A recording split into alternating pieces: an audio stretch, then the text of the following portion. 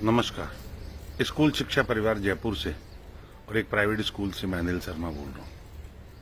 बहुत दुख की बात है, बड़े सूने सूने लग रहे हैं। आज 16 अगस्त है और बहुत खाली खाली बैठे हुए हैं। अभी घर से जब स्कूल आने लगा तो एक पेरेंट्स रास्ते में मिले और उन्होंने मुझे कहा, सर स्कूल कब खुलवाओगे?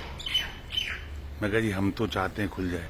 बोले, मुझे तो लगता है कोई बहुत बड़ा गफला है इसलिए स्कूलें नहीं खुल रही। मैं, सर क्यों, आपको क्यों लगता है गफला है? तो उन्होंने बड़े सामान्य शब्दों में जो बात कही कि सर ये जो बड़ी बड़ी कंपनी है ना ऑनलाइन एजुकेशन देने की, इन्होंने करोड़ों अरबों रुपए दे दिए होंगे सरकार को और ये कह रही होंगी खुलो ही मत, ताकि झक मार के पेरेंट को उनका बिजनेस लेना पड़े। मैं कहा, नहीं नहीं ऐसा नहीं होता। बोले, सर है, कुछ कंपनियां बहुत जिद कर रही है हमारे पास रोज, वो कह रही है नहीं खुलेंगे, लिख लो स्कूल। मेरे दिमाग में अचानक ये बात जो मैं सोच भी नहीं पा रहा था आगे, इसलिए भी नहीं है स्कूल सुना कि कोरोना है। कोरोना होना नहीं है, सुना इसलिए स्कूल है कि इन सत्ताओं के जो नेता है इनके दिमाग में कोरोना है, इनके दिमाग में गंदगी भरी हुई है। भारत सरकार हो वो भी सुननी पड़ी है, राजस्थान सरकार है वो भी सुननी पड़ी है और देश के कुछ और राज्यों की सरकारें भी सुननी पड़ी है। मैं सत्ताओं से ये तो कहना चाहूंगा, कहीं तो शर्म कर लिया करो, किसी पे तो दया कर दिया करो। उस गरीब बच्चे का क्या होगा जो 18 महीने से घर बैठा हुआ है, जिसके पास ऑनलाइन के संसाधन नहीं है, जिसके पिताजी को कुछ आता नहीं है। अरे मैं आपसे 2 सवाल छोटे छोटे करना चाह रहा हूं। आप ये कहते हैं कि स्कूल जब खुलेगी तो पेरेंट्स की सहमति लेके स्कूल आना होगा और स्कूल को ऑनलाइन भी देना होगा और बच्चे पे दबाव भी नहीं डालना होगा, यानी 4 शर्तें हैं। सारी देश की सारी जनता सुने, किसी भी स्टेट की, चाहे भारत सरकार हो, चाहे राजस्थान सरकार हो या किसी और स्टेट की सरकार हो, वो स्कूल खोलने की जो शर्तें लगाती है वो मैं आपको बता देता हूं, 4 है। 50 से अधिक क्षमता नहीं होगी, बहुत अच्छी बात है। पेरेंट्स की सहमति लेके आओगे, ये और भी अच्छी बात है। आप स्कूल बुलाने के लिए दबाव नहीं डालोगे, ये और भी अच्छी बात है। और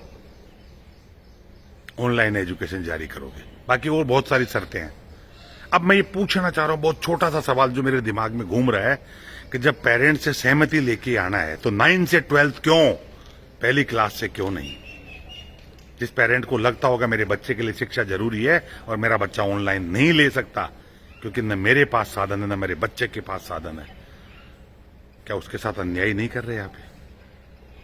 क्या पूरी कैबिनेट ने जो प्रस्ताव पास किया था कि 2 अगस्त से स्कूल खुलेंगे, ये उस कैबिनेट का अपमान नहीं है? क्या वो पूरी कैबिनेट बेवकूफ थी जिस दिन फैसला लिया? क्या उस दिन डॉक्टर नहीं थे? लेकिन वो जो पेरेंट कह रहे हैं ना, वो बात मेरे कहीं न कहीं समझ आ रही है। सत्ताओं को जब ऊपर से कुछ होता होगा, और ये सरेआम कह रहा हूं ना मैं, और मैं नहीं को लाखों पेरेंट्स कह रहे हैं।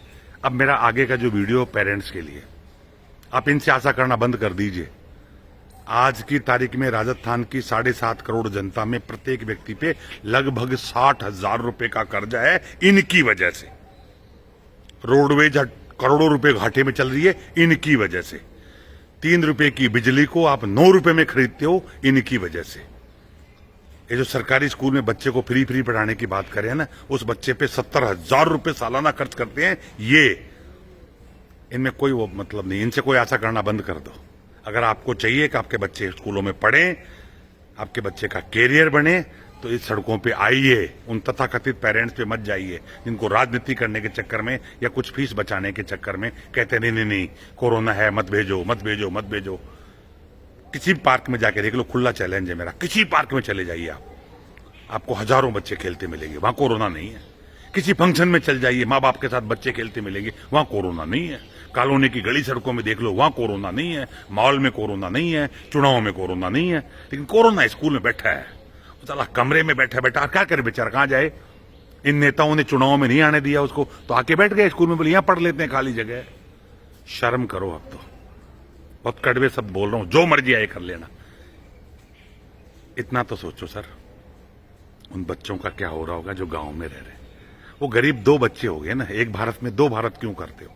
एक ऐसा बच्चा है जो पढ़ लेता है, उसके पास ऑनलाइन के संसाधन है, कुछ समझ भी आता है, लेकिन एक बच्चा तो ऐसा है जिसके पास ना ऑनलाइन के संसाधन है, ना उसके पेरेंट के पास संसाधन है, ना उसके पेरेंट समझते हैं। ये बच्चा 2 साल से बैठा हुआ है, आप इसको पास कर दोगे? चाटेंगे क्या उस पास को लेके?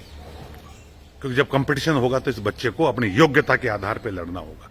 अतः मैं पेरेंट्स से कहना चाहता हूं, हमने राजस्थान भर में अभियान चलाया है। प्रत्येक पेरेंट्स मेरे तरह से वीडियो बना बना के डाले ग्रुपों में, वायरल करे उसको। हजारों पेरेंट्स अभियान चलाओ और एक शर्त रख दो कि पेरेंट की सहमति से स्कूल जाए तो इसमें किसी को ऐतराज नहीं और पहली क्लास से स्कूल खुले क्योंकि उस बच्चे के लिए ज्यादा जरूरी है। अब मैं कानूनी और तकनीकी बात बता रहा हूं। डॉक्टरों की सबसे बड़ी संस्था है आईसीएमआर। उस आईसीएमआर ने यह कहा है कि छोटे बच्चों में रिसेप्टर नहीं होता, इसलिए उनको कोरोना का खतरा हो ही नहीं सकता। अगर थोड़ा बहुत कोई होगा भी तो गंभीर नहीं होगा, छोटी मोटी सर्दी जुकाम खांसी होगी और उसका इलाज कराया संभव है। और पहले प्राइमरी स्कूल खोलो, ये सरकार के डॉक्टर कहते हैं। फिर ये शिक्षा मंत्री, ये चिकित्सा मंत्री, ये डॉक्टर हो गए। पर चूंकि ये अपने विधानसभा में बैठ के इनको तो चुनाव करना है ना। अतः एक चीज और कहूंगा जनता से, अभी चुनाव हो रहे हैं 5-6 जिलों में, कांग्रेस और बीजेपी के नेता आएंगे। जब ये नेता आने लगे तो इनसे पूछना जरूरी है, यार कोरोना कहां है और कोरोना तो चुनाव क्यों करा रहे हो? सरपंच बनना जरूरी है, जिला परिषद मेंबर बनना जरूरी है, एमएलए बनना जरूरी है। लेकिन चूंकि आप इनसे सवाल नहीं पूछोगे तो होते रहो बर्बाद, कोई दिक्कत नहीं। लेकिन कम से कम मैं बर्बाद नहीं हूंगा। मैंने बीड़ा उठाया, मैं लड़ाई लड़ूंगा। मैं जिलों में जा रहा हूं, पेरेंट्स को बुला रहा हूं और वहां से ही सरकार को हम खुला निवेदन कर रहे हैं। चेतावनी नहीं, निवेदन। तो चेतावनी तो तब देते हैं जब बिना सूचना के सीएम का घेराव करेंगे। कोई तारीख वारीख नहीं देंगे। जितना बिगाड़ना है बिगाड़ लीजिए। जब आप मारने पे तुले हुए हो तो ऐसे मर जाएंगे, कोई फर्क नहीं पड़ता। जय हिंद, जय भारत।